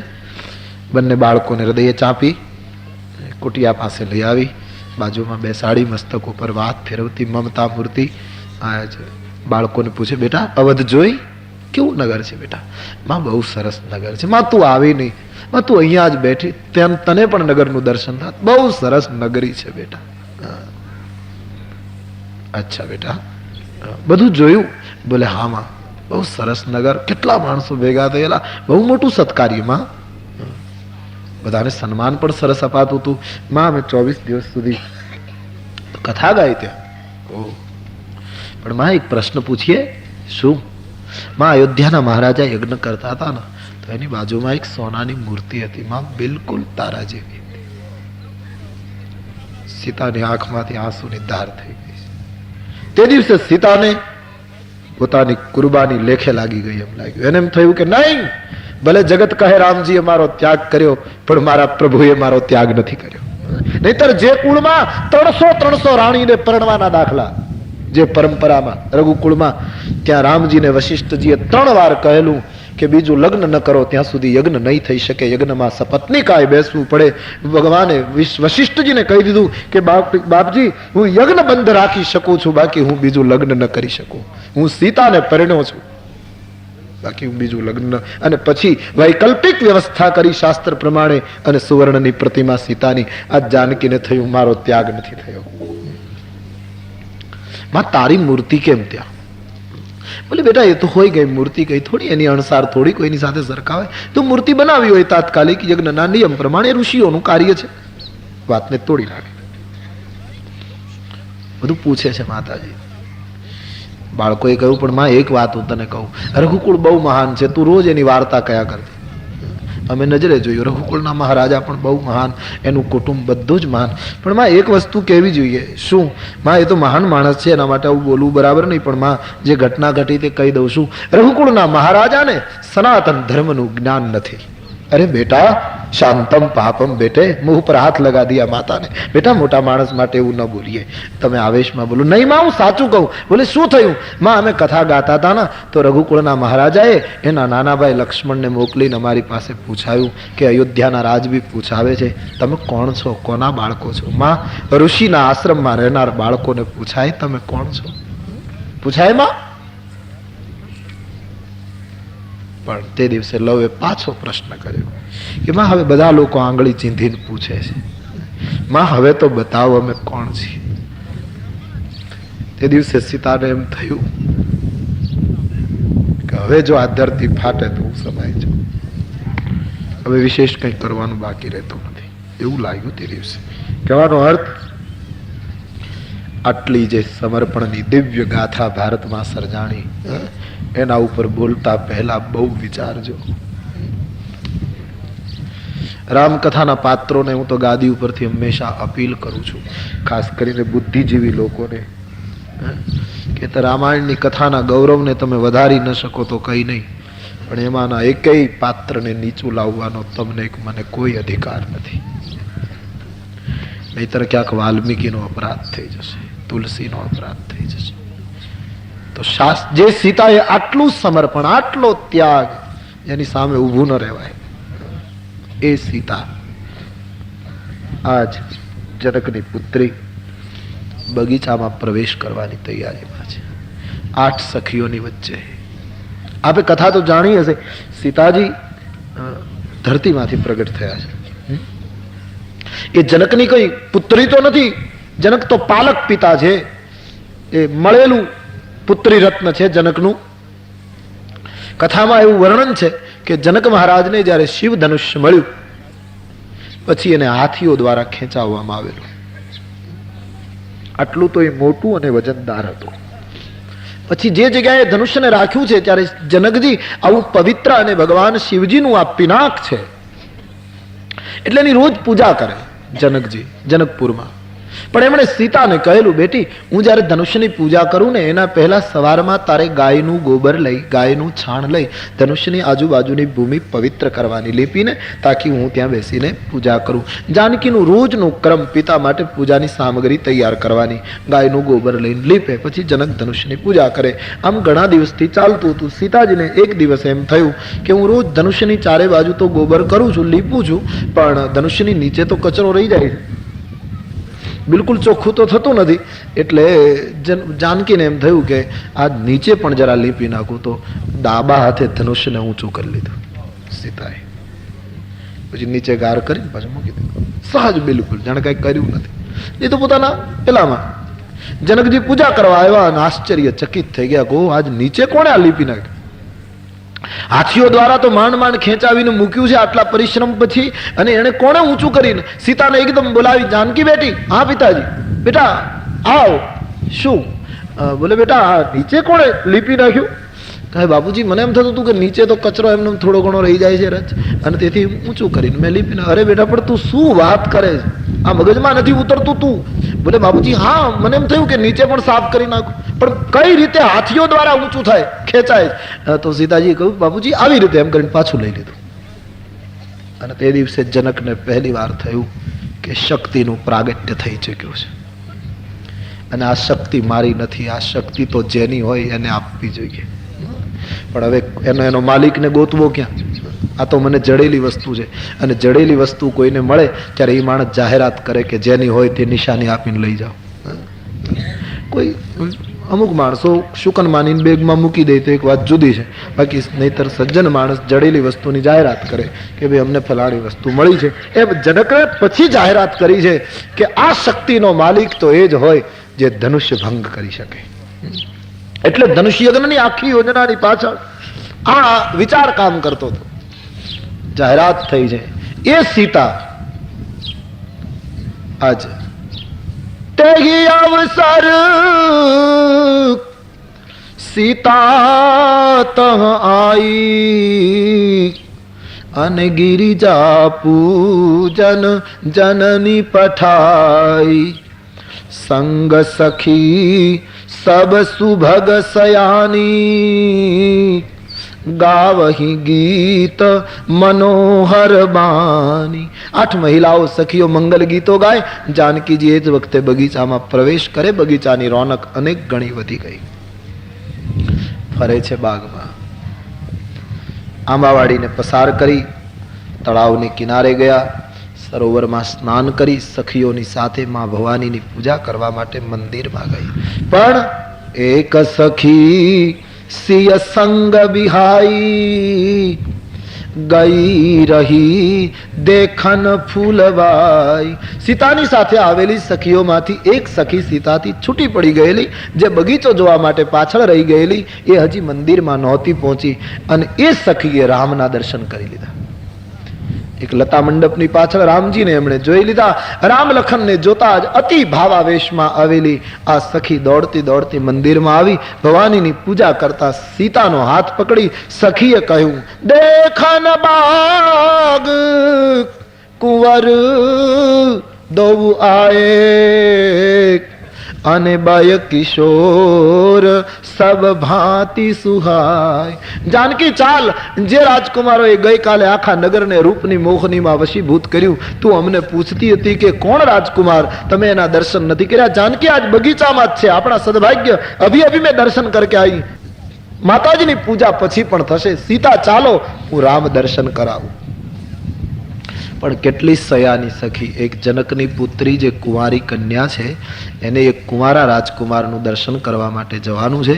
સખી હોશિયાર કેટલી, કેટલી મર્યાદા. એમણે એમ કહ્યું, એ રાજકુમારો કેવા છે? વય કિશોર, અવસ્થા નિર્દોષ બતાવે છે, કિશોર અવસ્થા છે. અને પછી એક કુંવારી કન્યાની આગળ કોઈ એક વ્યક્તિના શરીરનું વર્ણન કરવું એ તુલસીને યોગ્ય ન લાગ્યું. એટલે તુલસી મર્યાદાથી કહે, સબ ભાંતિ સુહાય. કરકંજ લોચન કંજ મુખ કરકંજ પદ કંજારણું. પગ ભી કમલ, હાથ ભી કમલ, મુખ ભી કમલ, બધું નિર્લેપ છે. जैसे कमल निर्लेप, आंख भी अस्पृश्य है, कोई जगह लपेटाई नहीं. तुलसी सब अंग को कमल का उपमा देते हैं. पद कंज लोचन कंज पद कंजारुण. भगवान के हर एक अंग को कमल की उपमा मिली. सब भांति सुहाय. सीताजी एक सखी ने पूछू, पण तू दर्शन કરીને આવી છે? બોલે હા. હા તો જરા બયાન તો કર, કમ સે કમ કેવા દેખાય છે? આખું ગામ ચર્ચા કરે છે, તો જરા તું દેખીને આવી છે તો કમ સે કમ બતાવ કેવા છે. કે સીતાને કહ્યું, હા હું વર્ણન તો કરત તમારી આગળ, પણ નથી કરી શકતી. કઈ રીતે? શ્યામ ગૌર કિમિ કહો બખાની ગિરા અનયન નયન બિનુબાની. એક શામ છે, એક ગૌર છે. સીતા વર્ણન નહીં થઈ શકે, કારણ કે આંખે દર્શન કર્યું પણ આંખને જીભ નથી.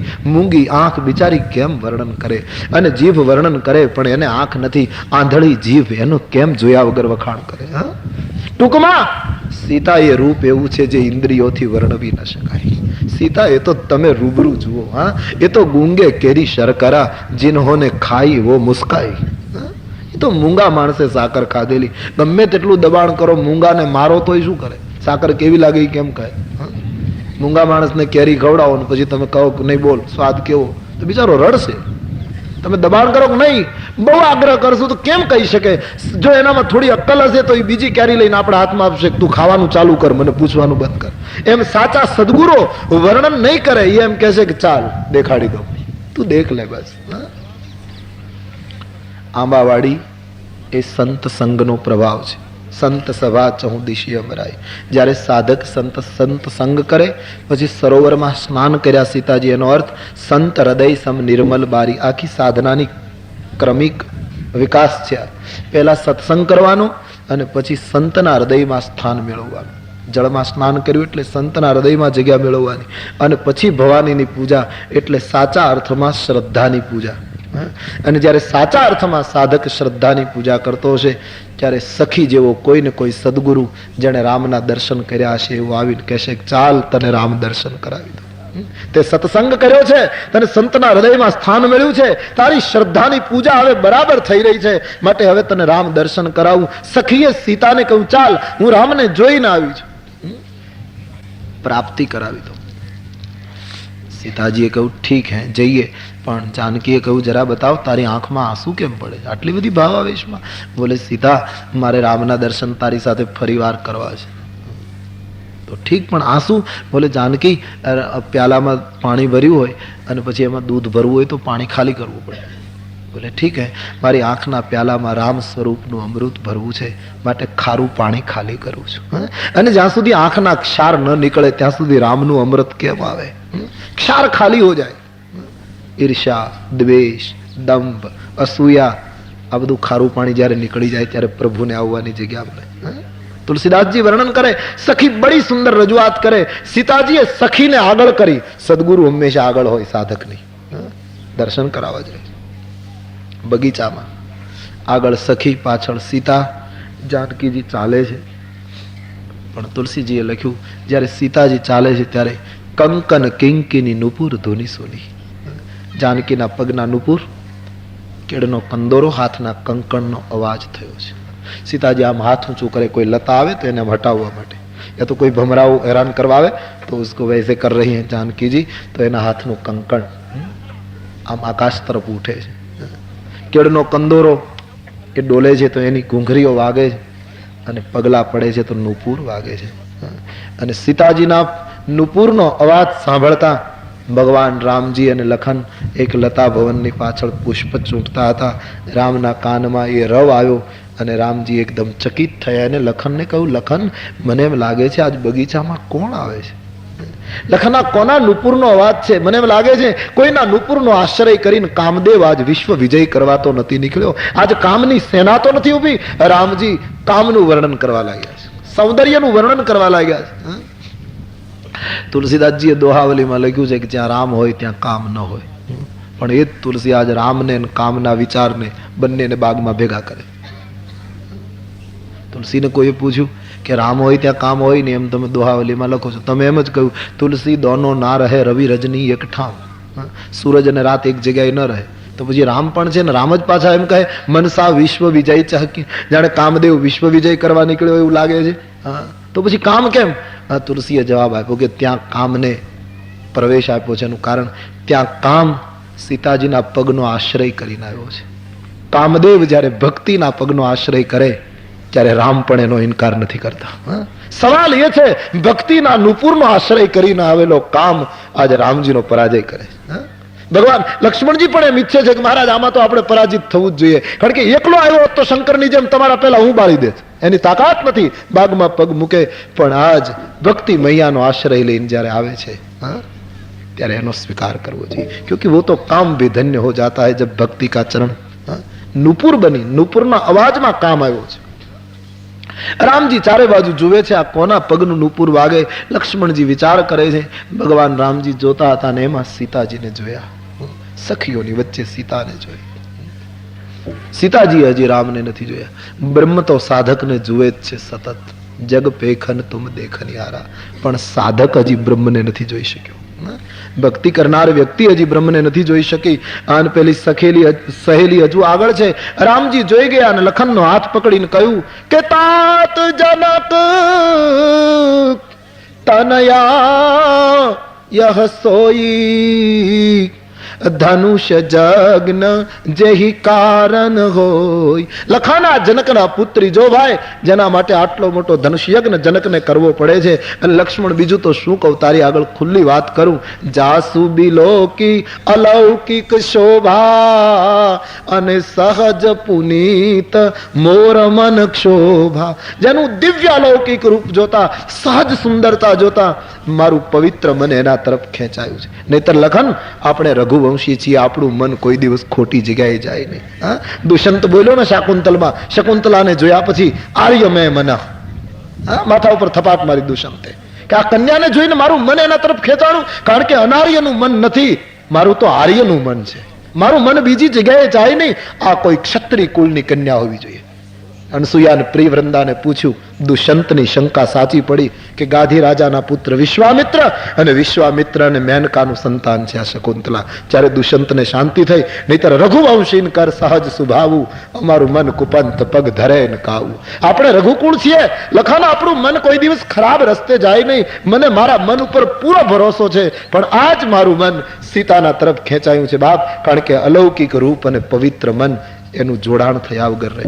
લૌકિક રૂપ હોય અને પવિત્ર મન હોય તો શક્ય નથી.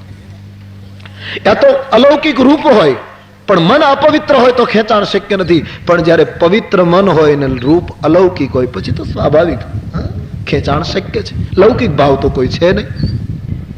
સીતાજીના સ્વરૂપનું રામજીએ વર્ણન કર્યું. લક્ષ્મણજી બિલકુલ મૌન થઈ ગયા છે. લક્ષ્મણજી પછી બોલતા જ નથી, શ્રોતા બની ગયા. રામજી શ્રૃંગારનું વર્ણન કરે છે. રામાયણમાં મહાત્માઓ કહે છે બે જગ્યાએ રામજીએ શ્રૃંગારનું વર્ણન કર્યું, એક બગીચામાં અને એક પ્રવર્ષણ પર્વત ઉપર. પણ બંને જગ્યાએ શ્રોતાઓ બહુ સરસ ગોત્યા. એક જગ્યાએ હનુમાનજીની પાસે શ્રૃંગારનું વર્ણન અને એક જગ્યાએ લક્ષ્મણની પાસે. એટલે તુલસી કહે શ્રૃંગારનું વર્ણન કરવું એનો વાંધો નહીં, પણ શ્રોતા આવા ગોતવા જોઈએ, કારણ કે લક્ષ્મણ એ વૈરાગી છે અને હનુમાન બ્રહ્મચારી છે. શ્રૃંગારનું વર્ણન સંસારી પાસે ન કરાય. વૈરાગીની પાસે કરો તો વાંધો નહીં, કાં તો બ્રહ્મચારીની પાસે કરો તો વાંધો નહીં, કારણ કે ભરોસો છે કે આમાં એકયનું મન પલટે એમ નથી. હનુમાનજી એટલે બન બાગ ઉપ વન બાટિકા સરકૂપ વાપી સોહહી અને નર નાગ સુર ગંધર્વ કન્યા રૂપ મુનિ મન મોહહી. રાત્રિના સમયે મુનિઓના મન મોહિત થાય એવી નગરી લંકાની ને એમાં સ્ત્રીઓના દર્શન કરેલા, પણ હનુમાનજીના મનમાં બીજો કોઈ ભાવ ઉઠ્યો નહીં. એ પુરુષની પાસે શ્રૃંગારનું વર્ણન. અહીં લખન જેની આંખમાં નિદ્રાને સ્થાન નથી સિવાય રામ. નહીતર ગમે તેવો ચિંતક, ગમે તેટલો ધ્યાની, ગમે તેટલો સમાધિ વાળો, ગમે તેટલો કમસે કમ 2-4 કલાક તો સૂતો હશે ને. માની લો બહુ સાધનાશીલ માણસ હશે, કલાક સૂતો હશે, પણ થોડુંક તો સૂતો હશે. એની આંખમાં નિદ્રાને જગ્યા. ધન્ય છે ચિંતકોના શિરોમણીને, સાધનાના શિરોમણીને લક્ષ્મણને કે એની આંખમાં નિદ્રાને જગ્યા નથી સિવાય રામ, બીજા કોઈની જગ્યા નથી. એટલે એ માણસ સૂતો નહીં. એની પાસે શ્રૃંગારનું વર્ણન થયું છે. લક્ષ્મણજી મનમાં મુસ્કાય. ગીતાવલીમાં તો એમ વર્ણન છે કે રામજી આટલા બધા સીતાજીના અલૌકિક રૂપ તરફ જ્યારે ખેંચાયા ત્યારે લક્ષ્મણજીને થયું કે હવે તો કંઈક એવું કરવું જોઈએ કે જાનકીજી પણ રામ તરફ ખેંચાય. અને તેથી ગીતાવલીમાં વર્ણન છે, લતા ભવનની પાછળ રામજીને ઊભા રાખી લક્ષ્મણજી પ્રભુને શણગારવા લાગ્યા. પૂજારી ઠાકોરજીને શ્રૃંગાર કરે છે, કારણ કે દર્શનાર્થી આવી રહ્યા છે, दर्शन के लिए लोग आ रहे हैं. અને આજ પૂજારી બનીને લક્ષ્મણજી ભગવાનને શ્રૃંગાર કરે. વાળમાં પુષ્પો લગાવે છે, સુંદર મોરપીંછ લગાવ્યું છે મસ્તક ઉપર, બડા સુંદર ભગવાનનો શણગાર. રામજી પણ બિલકુલ ચૂપ થઈ ગયા છે. લખન જેમ કરે એમ કરવા દે, મૂર્તિએ બોલાવી નહીં, પૂજારી જેમ કરે એમ કરવા દેવું છે. બિલકુલ મૂર્તિ की तरह सरकार आज અને ભગવાનને બિલકુલ શણગાર સજાવી. અને પછી તુલસી કહે જ્યારે બરાબર યોગ સધાયો ત્યારે લતા ભવન તે પ્રગટ ભય તે અવસર દઉ ભાઈ. બંને ભાઈઓ લતા મંડપને એક બાજુ કરી અને બંને ભાઈઓ પ્રગટ થયા. નહીતર તો એમ લખવું જોઈએ કે નીકળ્યા. પ્રગટ થવાનો કોઈ પ્રશ્ન નહોતો. કૌશલ્યાની સામે જન્મ ધારણ કરે ત્યારે ભય પ્રગટ કૃપાલા બરાબર છે.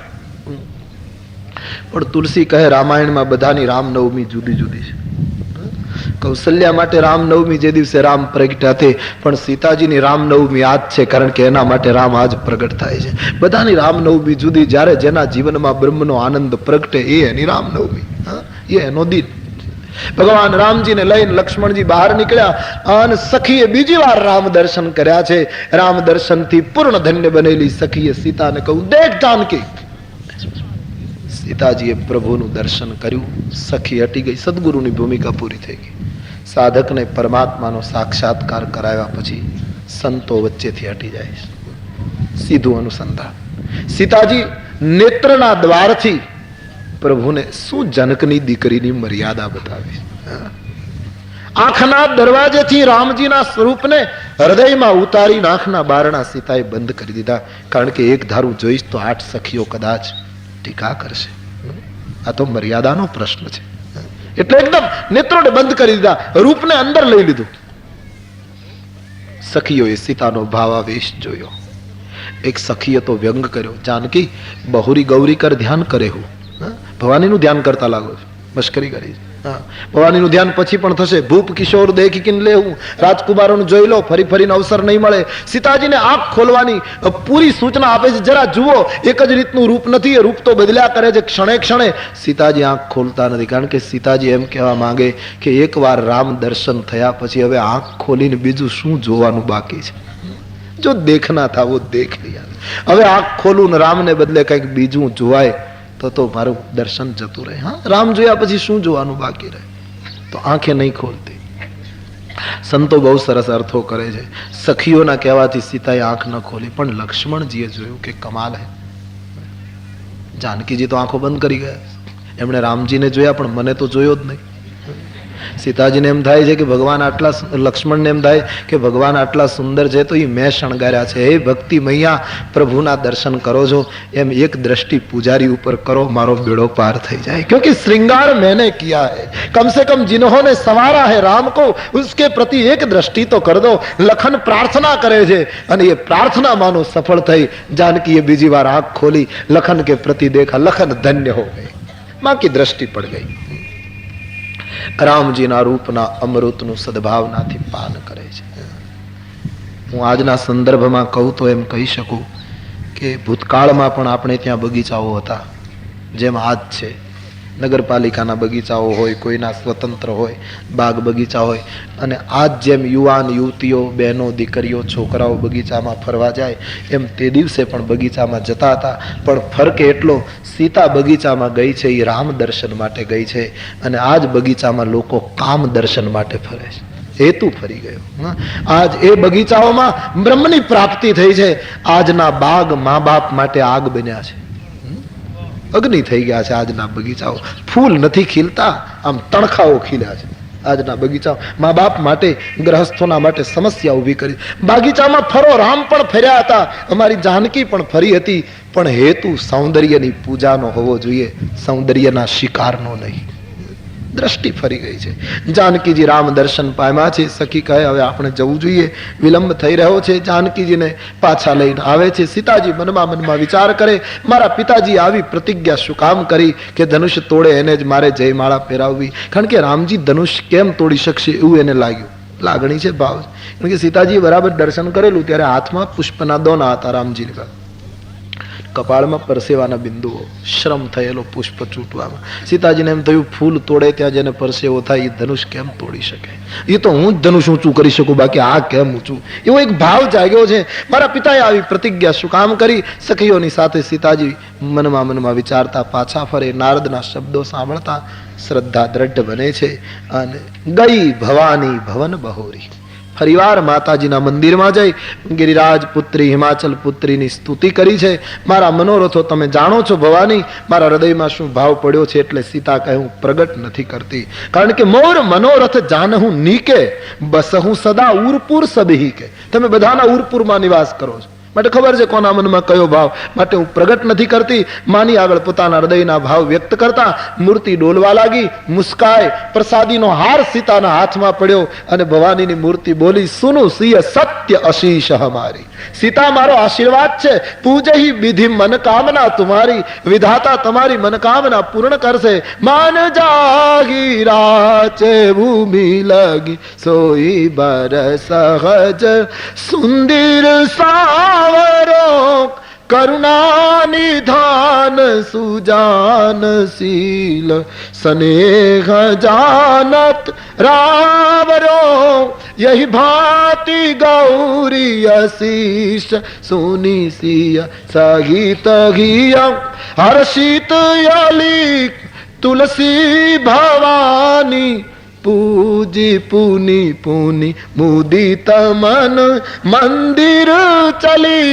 ગોસ્વામીજી કહે મને ઈચ્છિત વરદાન મળી ગયું. જાનકી પ્રસન્ન થઈને ઘર તરફ આવવા તૈયાર. જાની ગૌરી અનુકૂલ સિંહ હર્ષન જાય કહી, મંજુલ મંગલ મૂલ વામ અંગ ફરકન લગે. સીતાજીનું ડાબુ અંગ ફરકવા લાગ્યું, શુકન થયા. શુકન પરંપરાના સંતો એમ કહે છે કે પુરુષનું જમણું અંગ ફરકે અને મહિલાનું ડાબુ અંગ ફરકે તો શુકન કહેવાય. એને મેં પૂજા કરતા કરતા ફરકે તો ઘણી સારી નિશાની. લાભ શું થશે એની ખબર નહીં, પણ ખોટ તો બિલકુલ નહીં જાય. સ્ત્રીનું ડાબુ અંગ ફરકે, પુરુષનું જમણું ફરકે તો પણ સાથોસાથ સ્પષ્ટતા જરૂરી કે ફરકવું એટલે ફરકીને રહી જવું. એક ક્ષણ માટે ફરકીને બંધ થઈ જાય તો, જેને અડધો કલાક ફરકે એને દાખલ થવું. એને સમજવાનું કાં તો ચામડીનો રોગ છે અને કાં તો લોહીમાં કાંઈ વિકાર છે, શરીર સ્વાસ્થ્ય બરાબર. ફરકવું એટલે ફરકીને બંધ થઈ જાય તો શુકન. જાનકીનું અંગ રામાયણમાં 2-3 જગ્યાએ એવી બતાવી છે જ્યાં સીતાનું ડાબુ અંગ ફરક્યું છે. અને પછી બીજે જ દિવસે ક્રાંતિ, એક સફળતા મળી છે. ખેર, સીતાજી રામના સ્વરૂપનું પાન કરતા કરતા માં સુનૈનાની પાસે પહોંચ્યા છે. અહીં રામ લક્ષ્મણ સીતાના સૌંદર્યની સરાહના કરતા વિશ્વામિત્રજીની પાસે પહોંચે છે. સુમન પાઈ મુનિ પૂજા કે નહીં, આશીર્વાદ દો ભાઈને દિનહી. બંને ભાઈઓને આશીર્વાદ વિશ્વામિત્રજી આપ્યા અને આશીર્વાદમાં વિશ્વામિત્રજી એમ બોલ્યા કે સુફલ મનોરથ હો હું તુમ્હારે. બધી વાત રામજીએ કરેલી કે આવી રીતની ઘટના બની, એમાં વિશ્વામિત્રએ આશીર્વાદ આપ્યો કે તમારા બંનેના મનોરથો સફળ થાય. હવે બંનેના મનોરથો શું હતા? રામના મનોરથ બરાબર કે સીતાજી તરફ એનું જે દ્રષ્ટિ રહી તે જાનકી એને મળશે એવો આશીર્વાદ. પણ લક્ષ્મણ તો વૈરાગી પુરુષ, એને કયો મનોરથ? એ તો પરમ ત્યાગી પુરુષ છે. પણ તુલસીદાસજીએ એકને આશીર્વાદ નથી આપ્યા, તુમારે. નહીતર રામને જ આશીર્વાદ હોય તો તુમારા લખવું જોઈએ, એક વચન લખવું. સુફલ મનોરથ હોવું તુમારા, પણ તુમારે તો બહુ વચન છે હિન્દીમાં, એટલે બંનેના મનોરથ પૂરા થાય. ઋષિ મંત્ર દ્રષ્ટા છે અને સંતો અયોધ્યાના ખાસ કરીને રસિક સંપ્રદાયના સંતોએ એવું કહ્યું છે કે સીતાજીની સાથે જે 8 સખીઓ હતા એમાં ઉર્મિલાજી પણ હતા. લખને ઉર્મિલાજીને જોયેલા, ઉર્મિલાજીએ લખનને જોયેલા, એ મૌન વાતો થઈ ગયેલી, મંત્ર દ્રષ્ટા જાણી ગયા. એટલે કહ્યું લખન તારા મનોરથ હોય પૂરા. રામ લખન સુની ભયે સુખારે. दोनों भाई सुखी हो गए, प्रसन्न हो गए, पूजा થઈ છે. આગળનું નિવેદન 9-10 मिनट ज्यादा हो गई, क्षमा कर देना. 3 बजे फिर से मिलेंगे. बड़े भाव और प्यार से बोलिए बोलो रामचंद्र भगवान की जय. श्री बाल कृष्ण लाल की, सदगुरुदेव की. ओम नमः पार्वती पतये हर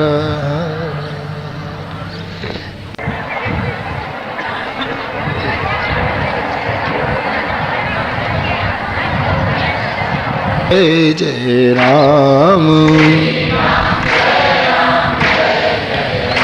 हम श्री राम जय जय राम. श्री राम जय जय राम. श्री राम जय जय राम. श्री राम जय राम.